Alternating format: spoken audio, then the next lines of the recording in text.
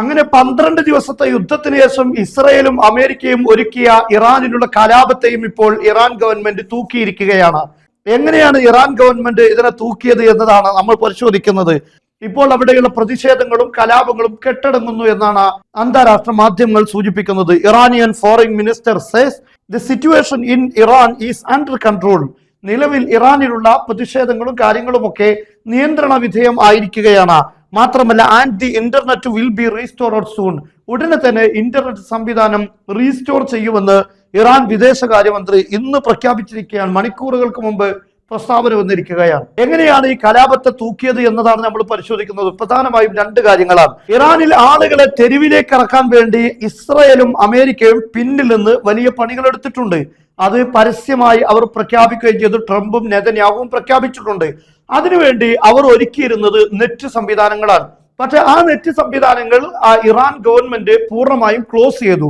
അതോടുകൂടെയാണ് Elon മാസ്കിന്റെ പുതിയ satellite net സംവിധാനം അവിടെ അവൈലബിൾ ആകുന്നത്.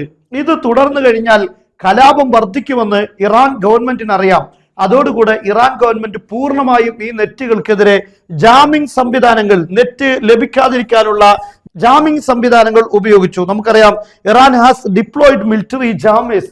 ഇത്തരത്തിലുള്ള സംവിധാനങ്ങളെ ജാം ചെയ്യാൻ, അതിനെ പ്രതിരോധിക്കാൻ ആവശ്യമായ ഇലക്ട്രോണിക് സംവിധാനങ്ങളുമാണ്. എന്നാൽ ഈ സംവിധാനത്തിലൂടെ 80% അല്ലെങ്കിൽ ചില പത്രങ്ങൾ പറയുന്നത് 90% അത്രയും ഇതിനെ ജാം ചെയ്യാൻ ഇറാന്റെ ഈ സംവിധാനങ്ങൾക്ക് സാധിക്കുകയും ചെയ്തു. അതോടുകൂടെ ഇറാനിൽ ആളുകളെ തെരുവിലിറക്കാൻ വേണ്ടിയുള്ള പ്രചോദനങ്ങളും അത്തരത്തിലുള്ള വീഡിയോകളും മറ്റും ഷെയർ ചെയ്യുന്നത് ബ്ലോക്ക് ആവുകയാണ്. രണ്ടാമത്തെ കാര്യം, ഈ പൊതുമുതൽ നശിപ്പിച്ചുകൊണ്ട് കലാപകാരികൾ മുന്നോട്ട് പോയതോടുകൂടെ ഇറാൻ ഗവൺമെന്റിൽ സപ്പോർട്ട് ചെയ്യുന്ന ലക്ഷക്കണക്കിന് ആളുകൾ നഗരങ്ങളെയെല്ലാം കീഴടക്കാൻ തുടങ്ങി. അതോടുകൂടെ ടൗണുകളിലൂടെ കലാപകാരികൾക്ക് സഞ്ചരിക്കാൻ പറ്റാത്ത വിധമായി. കാരണം അവിടെയുള്ള നിയമപാലകർക്ക് പിടികൂടേണ്ട സാഹചര്യങ്ങളില്ല. അവിടെയുള്ള ഇറാനിലുള്ള നാട്ടുകാർ തന്നെ അവരെ പിടികൂടാൻ തുടങ്ങിയതോടുകൂടെ കാര്യങ്ങൾ, കലാപകാരികളുടെ കൊട്ടേഷൻ കലാപകാരികളുടെ എല്ലാ കാര്യങ്ങളും കൈവിട്ടു പോവുകയായിരുന്നു. ഈ വീഡിയോ കണ്ടാൽ നമുക്കറിയാം, ലക്ഷക്കണക്കിന് ആളുകൾ ടെഹ്റാനിലെ റവല്യൂഷൻ സ്ക്വയറിലാണ് ഇങ്ങനെ ആളുകൾ ഒത്തുകൂടിയിരിക്കുന്നത്. ഇതെല്ലാം ഇറാൻ ഗവൺമെന്റിനെ സപ്പോർട്ട് ചെയ്തുകൊണ്ടായിരുന്നു. മാത്രമല്ല, വ്യത്യസ്തമായ പല സിറ്റികളിലും, അതുപോലെ ഈ വീഡിയോയിൽ നമുക്ക് കാണാൻ സാധിക്കും, ഇങ്ങനെ ധാരാളം സ്ഥലങ്ങളിൽ ഇതൊക്കെ ഇറാൻ ഗവൺമെന്റ് സപ്പോർട്ട് ചെയ്തുകൊണ്ടുള്ള, അതുപോലെ തന്നെ കലാപകാരികൾക്കെതിരെയുള്ള പ്രതിഷേധങ്ങളുമായിരുന്നു ഈ ആളിക്കത്തിയത്. അതോടുകൂടെ കലാപങ്ങൾക്ക് പിടിച്ചു നിൽക്കാൻ കഴിയാതെ വന്നു. ഇസ്രായേലിന്റെയും അതുപോലെ തന്നെ അമേരിക്കയുടെയും പിന്തുണയോടെ പ്രവർത്തിച്ചിരുന്ന, അതുപോലെ ഷാ പഹ്ലവിയുടെ അമേരിക്കയിൽ നിന്നുമുള്ള അദ്ദേഹത്തിന്റെ നിർദ്ദേശങ്ങൾ അനുസരിച്ചുകൊണ്ട് തെരുവിലിറങ്ങിയ ആളുകൾക്ക് തെരുവിലൂടെ സഞ്ചരിക്കാൻ കഴിയാത്ത വിധം ആളുകൾ ഇറങ്ങിയതോടുകൂടെ അവരുടെ എല്ലാ സമരങ്ങളും പരാജയപ്പെടുന്ന സാഹചര്യമാണ് ഉണ്ടായത്. എന്തായാലും ഇറാനിൽ അമേരിക്കയും ഇസ്രയേലും പയറ്റിയ 2ാമത്തെ തന്ത്രവും പാളിപ്പോയി എന്ന് തന്നെയാണ് ലോകം വിലയിരുത്തുന്നത്. ഇനി എന്ത് നീക്കമായിരിക്കും അമേരിക്കക്കും ഇസ്രയേലിനും നടത്താനുള്ളത് എന്നറിയില്ല. അതോടൊപ്പം തന്നെ പ്രധാനപ്പെട്ട മറ്റൊരു കാര്യം, സിറിയയുടെ ബോർഡർ വഴി ഇറാനിലേക്ക് കലാപകാരികളിലേക്ക് പ്രതിഷേധക്കാർക്ക് ആയുധങ്ങൾ എത്തിക്കാനുള്ള പദ്ധതി ഉണ്ടായിരുന്നു. ഇത് ഇറാൻ ആദ്യമേ പ്രഖ്യാപിച്ചു. എല്ലാ ബോർഡറുകളും ശക്തമായ നിരീക്ഷണത്തിലാണ്, ആയുധം കടത്താൻ കഴിയില്ല. അങ്ങനെ സിറിയ വഴി കടത്താൻ ശ്രമിച്ചിരുന്ന ഒരു വലിയ രൂപത്തിലുള്ള ആയുധങ്ങൾ കടത്താനുള്ള ശ്രമം നടത്തിയിരുന്നു. എല്ലാം ഇറാൻ മിലിറ്ററി പിടികൂടുകയും നശിപ്പിക്കുകയും കലാപകാരികളെ കയ്യോടെ പൊക്കുകയും ചെയ്തു. അതോടുകൂടെ ആയുധങ്ങൾ എത്തിക്കാനുള്ള ഒരു വഴിയും ഇല്ലാതായി. പിന്നീട് അമേരിക്കയും ഇസ്രയേലും നേരിട്ട് മുകളിൽ നിന്ന് ഇടപെടേണ്ട, സൈനിക ഇടപെടൽ നടത്തേണ്ട സാഹചര്യം മാത്രമേ ഉണ്ടായിരുന്നുള്ളൂ. പക്ഷെ അതാണെങ്കിൽ പെട്ടെന്ന് നടത്തുക എന്നത് അമേരിക്കക്കും ഇസ്രയേലിനും അല്പമൊക്കെ ചിന്തിക്കാതെ ചെയ്യാൻ കഴിയില്ല. കാരണം ഇത് ഇറാനാണല്ലോ.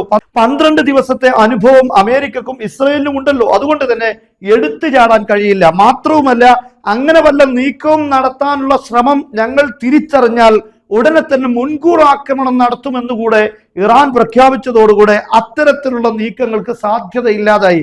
അതുകൊണ്ടാണ് അമേരിക്ക ഒരു വിമാനവാഹിനി കപ്പൽ പോലും ഇറാന്റെ പരിധിയിൽ എത്തിച്ചിട്ടില്ല. അതിന്റെ കാരണം ആ ഒരു നീക്കങ്ങൾക്ക് അവിടെ പ്രസക്തിയില്ല.